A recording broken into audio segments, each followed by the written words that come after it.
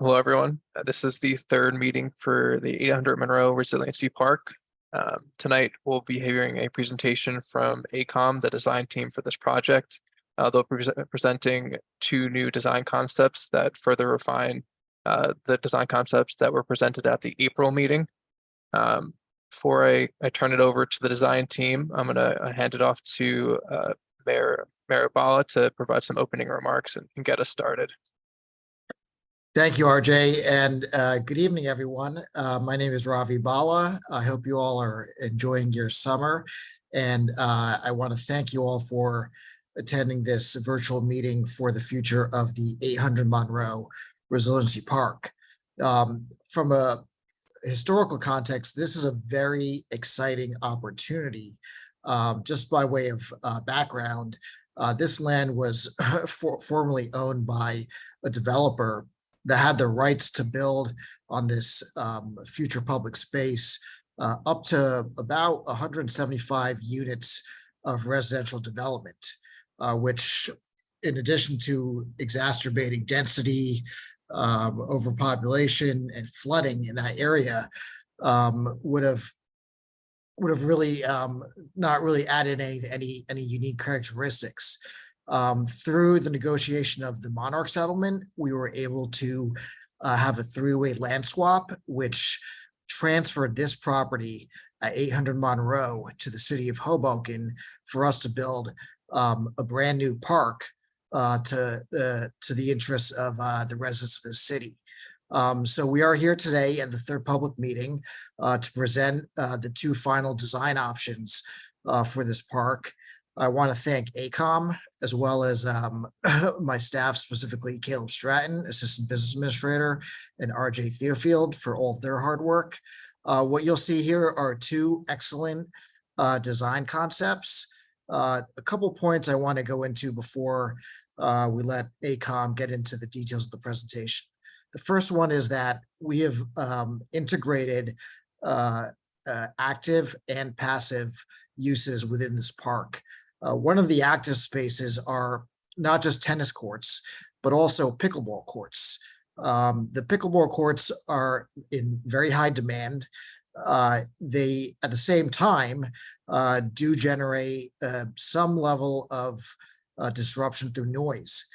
So I want to make sure that everyone's aware at the outset that in order to address that issue, there have been noise attenuation or mitigation measures that have been integrated into the design of this park to reduce any disruption or disturbance to the quality of life of the neighborhoods. And I believe one, if not both, but at least one of the design aspects has those tennis pickleball courts at the southern end of the park and relatively further away from any residential buildings. That's number one. Number two is a lot of people have provided me with feedback about having the municipal pool at this location. Why don't we have a public pool at this location? Let me provide you with some insight as to why this location was determined to not be the optimal location for a public pool. We were presented with various options for a pool at this location. I believe at least one or two of them weren't an actual pool of the nature, style, and design that the city really needs. The one that was actually a full-scale lap pool that was of a substantial nature that we can really call a municipal pool was very cost prohibitive simply because of the location of this park. Specifically from an engineering standpoint, the water table is so high that in order to build a public pool at this location, it required the elevation of the pool a number of steps above grade in order to meet the conditions at that site. The cost of doing that and having a public pool at this location was simply not financially feasible. That's number one. Number two, from a design standpoint, in my opinion, it was actually quite awkward having to walk up an elevated flight of stairs to get to a pool. And then number three, as you may know, we're already planning to develop a pool at the multi-service center at the corner of 2nd and Grand Streets. So for all those reasons, we're focused on a public pool at the multi-service center, and that desire of the community is already being developed at that location, is not being considered with respect to these two design concepts. So I hope that provides a little bit of insight on two issues that I know are hot topics, pickleball courts and a public pool. But with that, I really love both options that ACOM has presented, and I'm really excited to hear the feedback from all the people on this virtual meeting and any other input we hear from other people in the weeks and months to come. And with that, I'll turn it back to RJ and the team at ACOM. Thank you, and have a good night. Thank you, Mayor. I'm gonna turn it over to Eric to begin the presentation. Great. Thank you, Mayor. Thank you, RJ and team.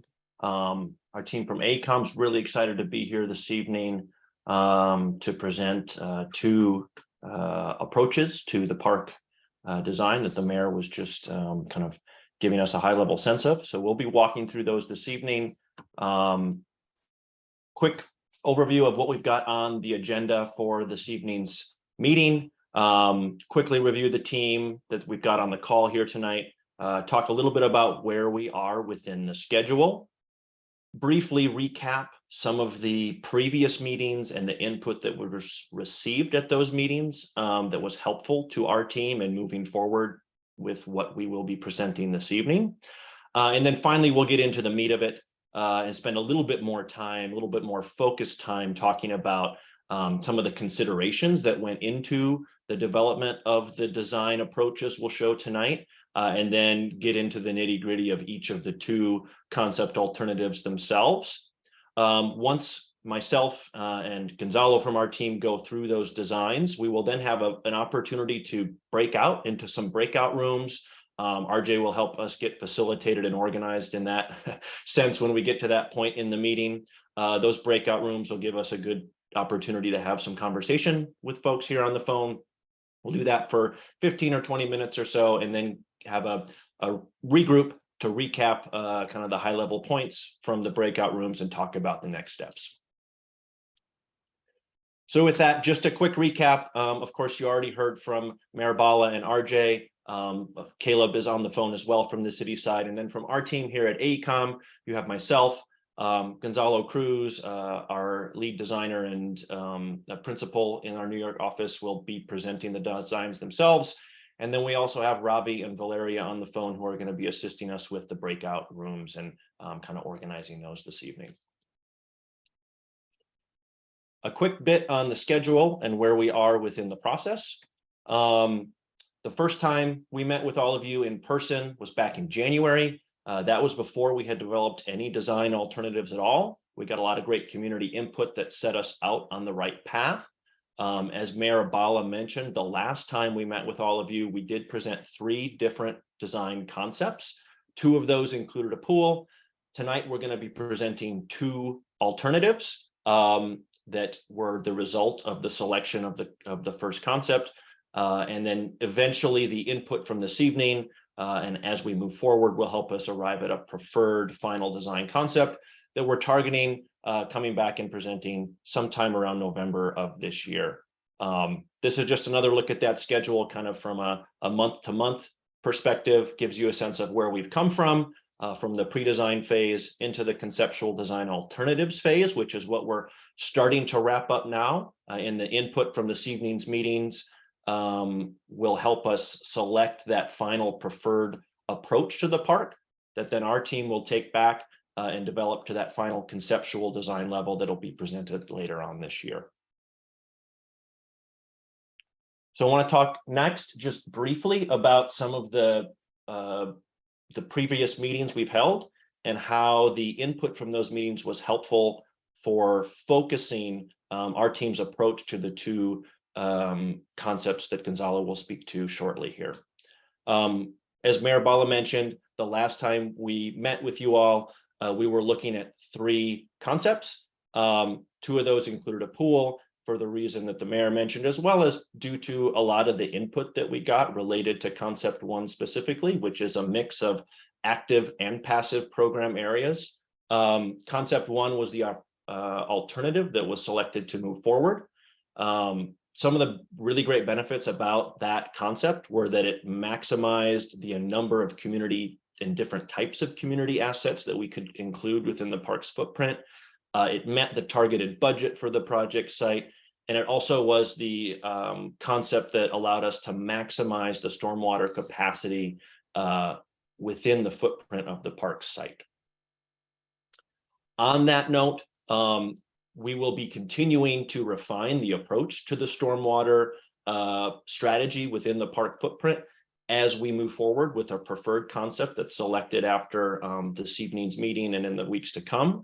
There'll be some more details about how that system really integrates with the park's design, and a little bit more detail on that at the following final meeting. But just to kind of let you know, both park options that are presented tonight both allow for maximizing that ability to squeeze that stormwater infrastructure below the park and collect as much water as we can. We can give a few more details on some of the specifics of that probably at our next meeting. Generally, for some high-level thinking, we think that this park's footprint can possibly collect and store up to around 75,000 cubic feet of stormwater. But again, that's something that we will be dialing in on and getting a little bit more detailed on as we move forward with a preferred concept after tonight's meeting.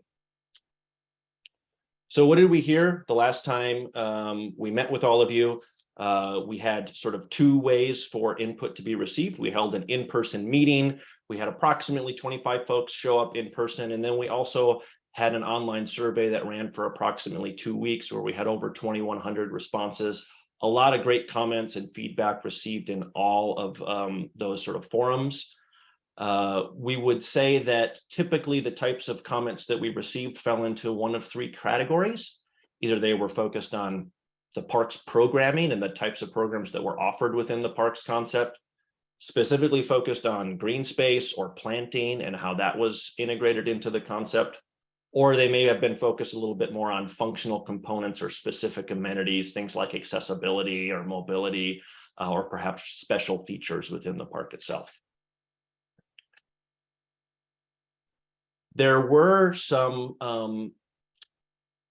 targeted sorts of trends that we saw emerge in the comments that we received as well, as they related to the specific program types that were shown within concept number 1 the last time we presented the concepts to the community and you all. These are some of those key takeaways. So when we look at some of the green space related programs, we heard a lot about increasing the green space overall was something that wanted to be a priority and alternatives that would move forward. That nearby parks did have some lawn spaces within them, and that the design team should take a second look at those to make sure that if we were going to include a lawn at this park, that it was perhaps unique to those features, that we wanted to make sure that we were buffering those active program areas. And then a variety of other comments about specific program types like the tennis and pickleball courts, that they wanted to be oriented north-south as opposed to east-west, which the prior concept had shown them as. Thinking about the dog park, some of the shaded areas, and as well as the playground space, and taking another look at some of the adjacent public spaces within the immediate area of the Monroe Park site as well. So our team, after all of that really great input, we did take a half a step back and take another look at some of the parks and open spaces that are within close proximity to the Monroe Park site. Especially 7th and Jackson Park up to Columbus Park. And we did note that there were a few key takeaways that we thought were important to consider as we move forward with the design alternatives that you'll see tonight. One of those was that there was a significant amount of lawn nearby, but all of it was sort of flat in nature. There wasn't much topography integrated into the available open lawn spaces. that there are some tennis courts nearby, but there still was a need for some additional tennis courts in combination with pickleball courts, as the mayor mentioned. And also one of the other key takeaways was that there was some significant dedicated playground spaces in nearby parks, 7th and Jackson being one of those, so that although there may not be a need for a dedicated playground space, we still may want to think about sort of an all-age sculptural, playful feature or component within the park. And finally, we know that buffering is going to be a really important component for the park to keep in mind. There's residential areas adjacent to the park. So we did take a look at understanding what are those adjacent uses, how might we want to think about buffering the park in its entirety. On the one hand, to help buffer the adjacent properties and uses from what's happening in the park, but on the other hand, to also help the park feel buffered from the streetscape and from the roads, to help it feel like a nice contained space as well. So jumping into a few of the design alternative considerations that kind of came out as a result of this feedback as well. Of course, community amenities and the programming were a key thing that we received a lot of input on at the last round of meetings and surveys. But our team has continuously kept in mind, as we've mentioned, the stormwater management and ensuring that that is maximized where we can. But also both of the concepts you'll see tonight have integrated thoughts on seasonality, the ability to utilize the park throughout different times of the year, thinking about construction complexity and construction costs so that those are both in line and similar from concept to concept, as well as operations and maintenance needs. Finally, setting up a little bit of what the alternatives you'll see tonight keep in mind. On the one hand, both of the approaches that Gonzalo will get into presenting next include all of the 5 things on the left side of this slide. They each contain 3 combination tennis and pickleball courts, so that's enough space for 3 tennis courts and 6 pickleball courts. They each contain dog runs with dedicated areas for smaller dogs and larger dogs. They each integrate green spaces and open lawns with adjacent plantings, an interactive water feature, and sort of a sculptural, playful element as well. How the approaches are going to differ tonight is really in the design and the organization of each concept. And that has really resulted in 2 varied approaches to how we think about the design. So with that, I'm going to turn it over to Gonzalo to get into each design approach. Thank you, Eric. Can you guys hear me okay? Great. So I just want to start by acknowledging the design team. We've been working, very enthusiastically around this park. We put together 2 design options. We're at a point where we put together 2 design options, and what we wanted to make sure was that each of the design options provided as much programming as we can possibly introduce without overwhelming the scale of the park or the feeling that we want to convey in the park. It is really important that there are certain qualities and characteristics that you experience that don't come in with the way of overwhelming the park with a lot of programming. And we've actually achieved quite a lot in a very sort of tight space. And I'll look forward to telling you how we go with that. So just start off, we have basically 2 takes on the development of that first concept that we presented way back when. We have a take that takes a meandering trails approach, which means nothing but the idea that when you walk through the park, you have a lot of opportunities for circulation and a lot of opportunities to be nested within planting. The circulation itself, as that ribbon suggests, is one that kind of meanders through the park and it takes you from one program to another without almost you realizing that you're moving through the space. And there's a lot more nuance to how you meander through the park. But to emphasize to make a point about that idea and specifically, it feels like the park is a lot bigger than what it actually is because of the way that the circulation is orchestrated. On the second idea that we have, the linear trails approach, the one on the right, the movement around the park is pretty straightforward. You know exactly how you move through, in and out of the park. You're passing through circulation. In essence, it's because it becomes a very sort of urban park in that people move a lot quicker, and you at all times know exactly where you are within the park, which is there's a lot of value in knowing that. So on to the next, please. So what's similar between the alternatives? And we'd like, two sets of ideas here that we want to like sort of introduce so that you can put in the back of your heads as we talk about the ideas. We have the same kinds of programs in both alternatives. So we wanted to be fair. We tested two alternatives with the same amount of program. For both alternatives, we cannot forget the premise of the park, which is to maximize and store water capacity, which is something that Eric touched base on a little bit. So always keep that in the back of your head when it comes to like the performative qualities of the park underneath it. The functional landscape as a buffer, and that means that just, as Eric also mentioned in the previous slides, we want to make sure that we control noise pollution, particularly around, more importantly, around residential edges and stuff like that. So I think we've actually achieved some really cool ways of buffering noise by actually introducing gardens that kind of mitigate that. So it's not just an issue of introducing buffers, but making those buffers function as program for the park. And accessibility and cost ranges. We want this to be an universally accessible park. It's a park for all. And so all of our amenities will have a level of universal access to them. What makes them different is, if you look at the column on the right, is basically the experiential qualities. Some of what I just kind of mentioned at the beginning of the conversation, where I explained the meandering qualities versus the straightforward qualities to the park, that kind of leads into the circulation patterns, the organization of where we put program to, like that's kind of what makes them distinctive, and the look and feel. And you kind of will probably, it'll be pretty obvious to you how one park versus the other one feels because of the way that the program is orchestrated. So starting with the first alternative, the meandering trails approach, what we have is basically a park that sort of meanders its way through, right? If you can see, all around the perimeter of the park, we've introduced a lot of entrances of the park. The park is going to be very porous, and this is no different than the following option that we're about to show you. There are many entrances along Jackson Avenue, Monroe Avenue, and also 8th Street. Particularly about buffers, if you follow, we have, for this particular idea, a very strong design elements where we call in a trellis or a canopy. Conceptually speaking, the canopy is it's almost like a green cloud, and it functions as well as a wayfinding element. The one other thing that I'd say while we're on the plan about the canopy is that it also provides seasonality all year round.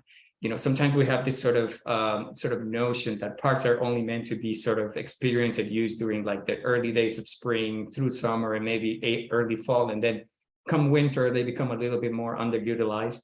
Well, we're thinking about this park being used all year round, and I think the green cloud, as we refer to it, can provide a sculptural quality for the winter, and you'll see how that plays out. Generally speaking, about the park, we have a buffer, and for the purposes of what you're looking at, I'm going to refer to left, middle, and right, up and down, so that you understand where we are with the page, rather than north, south, east, west, because that's a little bit tricky for some people to get their head around. So on the left side of the page, which is actually the south, what you see is a linear garden in the form of a buffer, right? And that's what we have been referring to when it comes to noise mitigation for the courts that are the tennis courts and the pickleball courts. That buffer is actually a linear meandering garden that sometimes the canopy comes in and out of, right? So that into itself is an experience. Moving on to the courts, as you see, we've managed to actually accommodate 3 standard size tennis courts with also 6 pickleball courts. Like if you can actually kind of squint your eye, you see the delineated sort of markings for the pickleball courts and the actual tennis court. We've also, we make sure that we have some resting stations on these courts. It was really important that, they don't just become a utility, that they become so hide and sort of pragmatic that, people need to be able to actually put their bags down, have a resting moment. There might be perhaps a canopy within these resting moments that they're anchored right in between the park. If that was something that we took very seriously from a series of feedbacks that we had internally. And then as we move to the right side of the park, that's when a lot of the program opportunities occur. And they're all centered around the lawn, which is like a very open and flexible space. We were able to introduce slight topography to the lawn. If you move from the bottom all the way to the top, it slowly, gradually moves down in elevation, which actually leads into two other major program features. We have accommodated an interactive water play feature that is actually a surface that can be multi-purposed. Right in front of that feature, we have a series of social seating steps where the canopy actually comes around and actually hovers over you.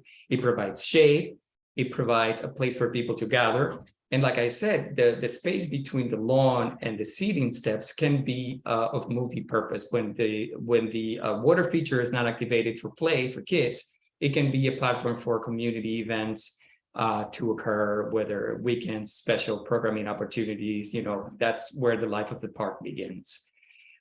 To the south, or to the bottom of the page, to the bottom of the page and to the slight left of that, we have accommodated two dog runs. The one on the left that it's actually buffers the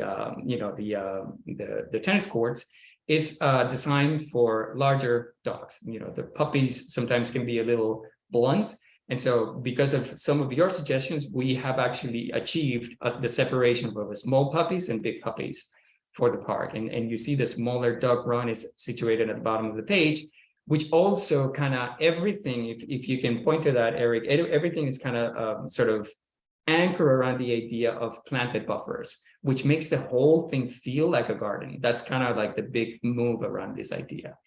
And finally, while we stay on the plan, the actual garden itself, there was a big sort of ask from the community, which we really enjoyed designing and working around it, that introduces a lot of green spaces, places for people to sit, places for people to read, calm spaces for people to be nested in nature, and also to have a lot of shade. And so we've sort of accommodated that entire very thick buffer right next to that residential building in the form of a linear garden that you can get a little bit lost within. And we'll show you what they look like as we move on to the next images. So let's start with the Northern Gardens. What does this whole thing look like? So the canopy here, is it's basically the organizing wayfinding element. And this is what we mean when we say this park is going to be sort of the canopy is going to serve as a wayfinding element for the park. You see the canopy coming in and out. The widthness, the size of the canopy decreases and increases depending on where you're traveling through the park. It's kind of what ties the whole thing together. So immediately what you're looking at is at the center of that garden area next to the residential building, where we have a lot of places for people to sit and for places for a lot of foliage and a lot of planting to occur. When and if we move forward with this idea, we'll ensure, and with this or with the next idea, we'll ensure that we have a lot of texture, seasonal interest, different planting types, grasses, shrubs, trees, so that there's interest in planting all year round, from winter to early to late spring, into summer, late summer, fall. You'll see how this sort of landscape changes over time with color and texture. And in the winter, what we see is, although we're suggesting that we are going to plant the canopy with a vine, and to some degree, the vine would take over the canopy, in the winter months, those would become a little bit more shy. Then they die out, they dry up. But the canopy will emerge as a sort of a driving element that would kind of tie the park together in the cold days of winter. To the right of the image that you're looking at is what you see, kind of like a path that kind of buffers the small dog run. And everywhere possible, we were able to accommodate seating, which we have different types of seating all along the sort of circulation edges of the park. Next slide, please. So the next experience is the lawn itself. This was also something that we took very seriously. We did not want to compromise in giving you a lawn that was too small, or a lawn that you couldn't do stuff in. We want to make sure that you can kickball, throw ball, have a picnic, have birthdays, enjoy a beautiful day like today. Today we had a beautiful day. It was just optimal summer day. So we want this park to be as flexible and open for people to do what they wish in this lawn. To the left of the image, you see the peaks of the interactive water feature that we'll be talking about in a little bit. To the right of the image, it's another wayfinding path that is very curvilinear. One thing that you would find with this particular idea is that a lot of the paths are sort of curvilinear and that actually prolong your experience within the park. They make the park seem a lot bigger because of how you're moving through the park rather than moving directly from one place to the other. In the background, you see how the canopy kind of emerges again, and you can kind of get a peak of the canopy, of the cloud, I should call it the green cloud, kind of pops in and out. But again, that's the overriding wayfinding element that is a very sculptural treatment that we're really excited about.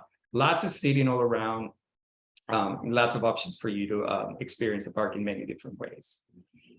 The next experience that we want to talk about is one of the entrances, right? Like, I mean, if we were too excited about this idea that we could have like made a number of different views to show you what it feels like to enter the park, particularly along Monroe Park, since this is the name of the project at this point.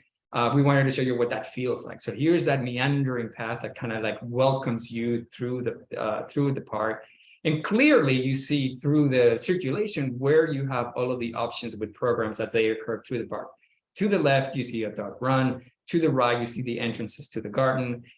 In the middle ground, you see the lawn. And in the very, very background, you see their interactive water feature with the social steps. So, but here, what we wanted to show you is a different way of experiences the green cloud or the cloud as we are sort of conceptually referring to at the moment. We really like how this has shaped up. So the next experience is the step seating overlook. Just and this happens, if you remember the plan, it happens in the top area of the plan or the eastern area of the park. This is a little bit of like the look and feel for what that feels like. To the right of it, you would see, obviously we are buffering the sidewalk with a heavy planter, and right in front of it immediately we have these social steps, right? And this is where we have places for the community to gather in large groups. We believe that the neighborhood, like any other urban neighborhood in Hoboken, lots of strollers, lots of places for people to take their kiddos. And so we feel like this is going to be a hub for kids to play. Like we've been watching a lot of the after effect of interactive water play in urban parks. It is just a great feature for gathering, for kids, for everybody. It really sort of activates the park in really joyous ways. So we wanted to provide you with that experience also for Monroe Park. The water features center in there, you see there might be jets. This is an idea that would continue to further develop if it will be forward, but this notion that this platform in the center can change, when they're not activated, you can actually use them as a place for programming, for other things. That would be a benefit. Again, this is another example of how the green cloud that kind of defines the movement of the park and creates this very sort of romantic above the cloud sort of look and feel that we're bringing basically the sky in concept. We're trying to bring the sky into the park and have that sort of be like the big idea. We have the lawn to the left, and again, the lawn is a little stepped and all that. So on to the next is the courtside part, moving on to the left side, which is the south side of the park, ensuring on both ends, not only within the park, but also outside of the park. We talked a lot about the outside buffer edge, which is a linear garden. That's not what this is. We're looking at the inside buffer of the park. And for this particular moment, we didn't want to necessarily divorce the idea of having the courts, which are, active recreation with passive recreation, which is the rest of the park. We wanted to have a very nice transition. And so we've designed this path that actually accommodates low-level ground covers and shrubs, perennials, perhaps annuals, that provide a little bit of interest between the courts and the actual experience of the pedestrians in the passive area of the park. And along that path, we've also accommodated a lot of seating, so that you can have an opportunity if you want to watch your friends, your significant others, watch them play tennis or pickleball from the outside. You actually have a place to look at them on the inside. And there's also it's important to highlight that the courts themselves have resting stations, and maybe if you can point, yeah, that's right, which are pretty cool. You can also hang out there and watch the games if you wish to.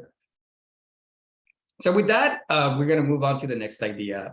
So this one, for the purposes, in the interest of time, sorry, a lot of the ideas and moves are being transplanted onto this linear trails approach. So if you don't see me talking a lot about it, it's because a lot of it is kind of implied, but I'll try to do my best to make sure that these are comparable in terms of program and activity. That's really, really what we wanted to be fair about. It's mostly about the experience, the differences between the two. So this, as I mentioned at the beginning of our chat here, it's a little bit more of a straight forward linear park movement. You move, there are through ways of circulation. You move from one place to the other. You're moving north-south along all of the entrances that we've designed for the park. That is one thing that we're doing equally in both. We want the park to be very porous. We don't want people to kind of go to one corner to another to actually enter and have a sense of arrival. Each entrance is orchestrated in both schemes in such a way that they feel very welcoming and very inviting. So in similar ways, we have buffers all around the park, in terms of like a planting design. So let's start with the right side of with the left side of the park. So along that side, the main feature that we have is basically that flexible platform, community gatherings, social seating, water, interactive play feature that we have right at the center of the park. Again, flexible places for people to hang out, for strollers, and a lot of flexibility in that hardscape that sometimes is wet for community events. Immediately right next to it, behind it, is we have the open lawn. In size, very similar in size to the previous scheme, but this one, because of reasons of circulation, it's a little bit more flat. It's a little bit flatter, but nevertheless, it still provides an amped amenity to do a number of things, right? And to provide shades, provides places for picnicking, places to throw a ball, free flow, passive recreation, et cetera, et cetera. To the top side of the park, that entire chunk is basically the two dog runs. The one immediately to the top is the larger for the larger puppies, and the one to the bottom of it is the one with the smaller puppies. We've also learned a lot about not a whole lot, but we've been tinkering with the idea of what would be a fun place for puppies to hang out. And by that, I mean dogs, by the way, but dogs to hang out. And apparently they're color blinded. And so a lot of the sort of the play features that we will be developing, hopefully for the park, would kind of come in black and white because that's how they enjoy it the most. That's how they read space a little bit more strongly, which is something that we did not know. So we've really sort of invested in sort of moving that idea forwards because we have to think about everyone that uses the park, not just humans.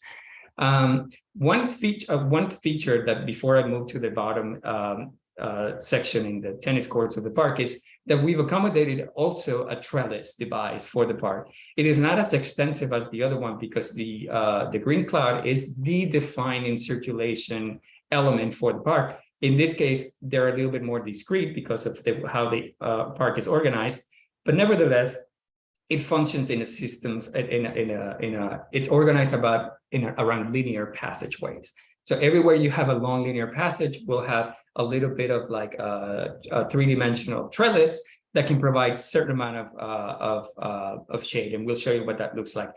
Coupled with seating, of course, we try to accommodate seating all around, so that there's plenty of opportunities for people to hang out in the park. So to the bottom of the plan, we have the gardens, right? Which is another very thick buffer, which just means that this is more of a designated place to chill, right? You've asked for a lot of passive green-like environments. So this is where a lot of that happens within that buffer. And lastly, moving to the actual courts, although the courts have been moved to the right side of the park, which is basically the north side of the park, we've accommodated a very thick buffer, a very thicket. It's called a landscape thicket, which is a very hefty, wide buffer of plants that are composed of ground shrubs for the most part, because they grow up to a certain height that can actually block a lot of that noise mitigation, and a lot of trees. We want to make sure that we don't necessarily want to block the views from the residential building, but we are putting a lot of trees in there because of the proximity to the courts. So that we believe will be a form of sort of noise mitigation for those who live on that side. And then, all around, let's talk a little bit about the experiences if we move on to the renderings. So the first one is an entry plaza along 8th Street, right? With Eric points the entrance to the park in blue. We have a place that kind of describes a little bit of in 3D all of the things that I talked about, is that flexible platform for community gatherings. Shown in here is some sort of like impromptu amenity, a vendor, music play, perhaps there's a ice cream, mobile shop, et cetera, but you can also accommodate a number of other community-based activities. The splash, the interactive water feature right in the center, if you can point to that, it's where you see the kiddos playing around, not just the kids. I mean, grown-ups also play with water features. I am one of those people. So we want to make sure that next to that, there is a place for parents to oversee all of that play and all of that. And it really is a moment for socializing in similar ways that we did for the Meandering Trails approach. On the left side of the page, as you enter the plaza, you see one of the large dog run, and you see, and even though we have accommodated them in such a way that allows for a certain amount of dogs of small and big sizes, we are ensuring that there's a lot of planted buffers all around the park. Whether they're low or mid or high in scale, there's plentiful of plants, which is something that you really wanted us to push as an idea. And I think that we've achieved that in both schemes, plenty of seasonal interest throughout the park. So the next experience is the lawn, the east lawn side. You're entering the park from Monroe, and this is the view that you get. I mentioned a lot about the efficiency in movement on this idea, how you circulate through the park very quickly. And not so quickly, but more like in a straightforward fashion. Not necessarily you have to move fast, but you just kind of know where you're going because your view is very prescribed. So as you enter Monroe, to the left, you see planted buffers, experiential gardens. A lot of that happens in between other gardens. There's a lot of sort of linear seating along those gardens. You can view these beautiful beds as they come about throughout the season. We want to make sure that we plan for interest. To the right of the image, you will see the lawn as equally as flexible. Like I mentioned before, this is a little more of a flatted lawn for issues of subsurface conditions and all that in this particular area. But nevertheless, it provides the same amount of programming, perhaps not rolling hills or anything like that, but in terms of flexibility for passive play and hanging out, it's all there. And the paths too, like there's strolling paths, and we try to accommodate through the parks on both schemes a lot of shading with trees and stuff. So like when you're walking along these paths, you can actually like get nested by tree shade.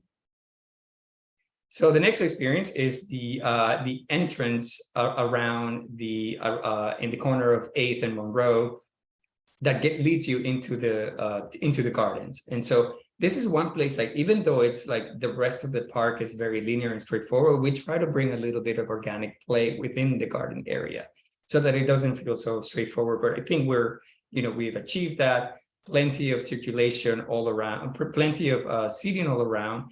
And again, this one is a little bit more about like viewing the gardens rather than being nested within the gardens. It's almost like in the nerdy landscape architects refer to them as pleasure grounds, which are meant to be viewed rather than interacted with. So in the background, in the middle background, you see the lawn, you see the tennis and pickleball courts in the very way background. You see step seating, the step seating sort of element in the middle of the plaza in front of the interactive water play. So there's a sense of sort of how everything is kind of organized, if you were to enter through the park on that corner. And the next one, we wanted to also show you the shading element that we've designed for this particular interest is a little bit shy from the other one. We still feel that we have to introduce an element of year-round interest, which is why we believe that these things actually activate the park. We still hope to plant it and make sure that beautiful vines change in color grow within them.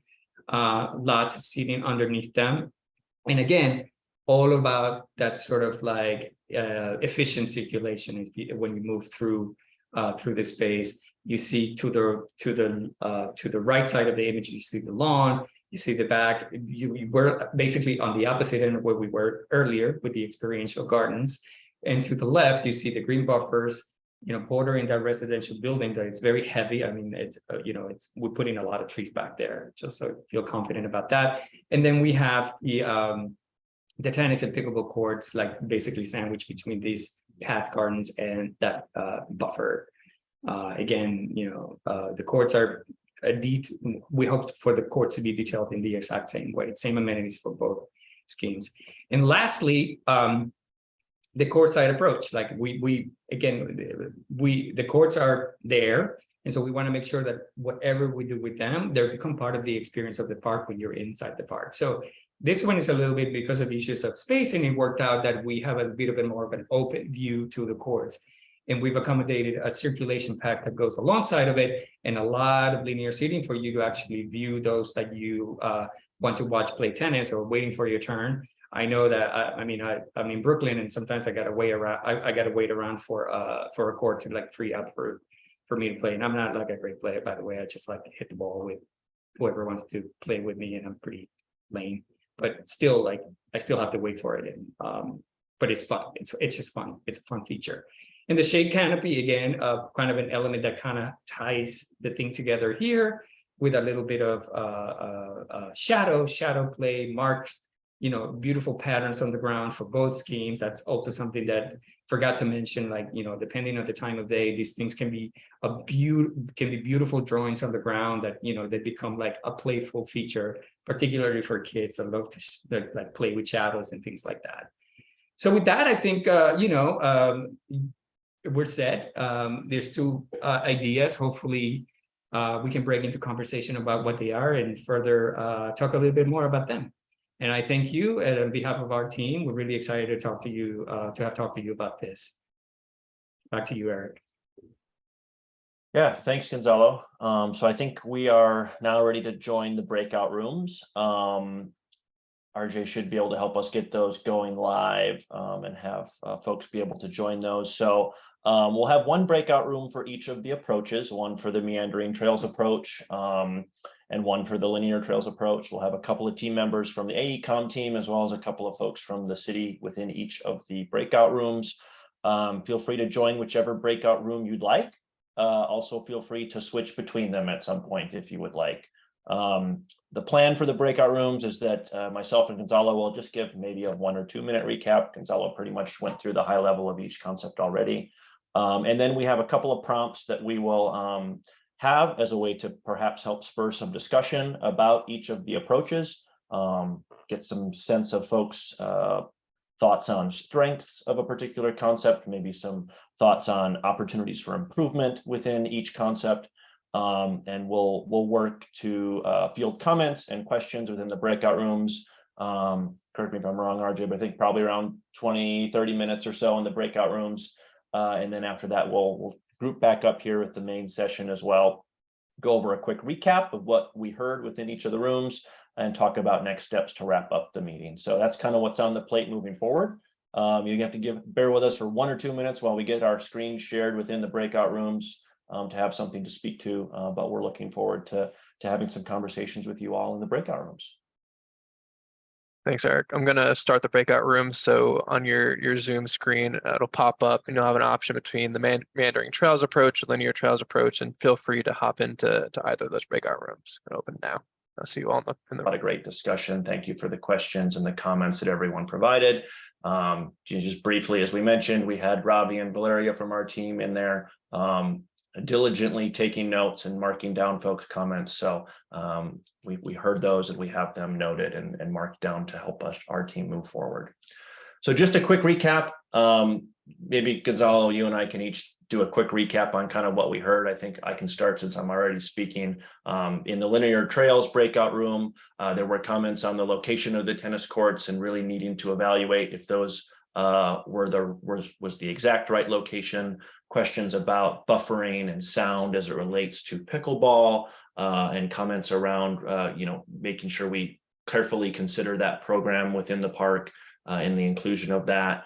There were some comments that folks generally liked the kind of look and feel and layout the left side of the linear trails approach, but that we might want to think a little bit more about spaces for older kids, teenagers and such, and where their kind of places are to hang out within the park as well.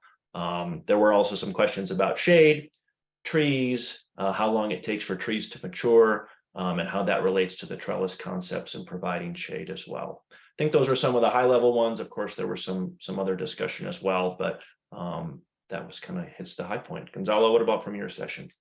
Yeah, that was too, a lot of similar feedback too from the meandering trails concept. A lot of feedback on the canopy, for example, to ensure that there are budgets for maintenance and longevity for the canopy. Make sure that we look into that in the way that it's constructed, because we don't want it to turn into an eyesore if it's not maintained properly or whatever. That was a big one. With respects to age group activities, same as your linear conversation with the linear approach. Make sure that we don't only address toddlers, but also teenagers and stuff like that. Activities for them to engage with.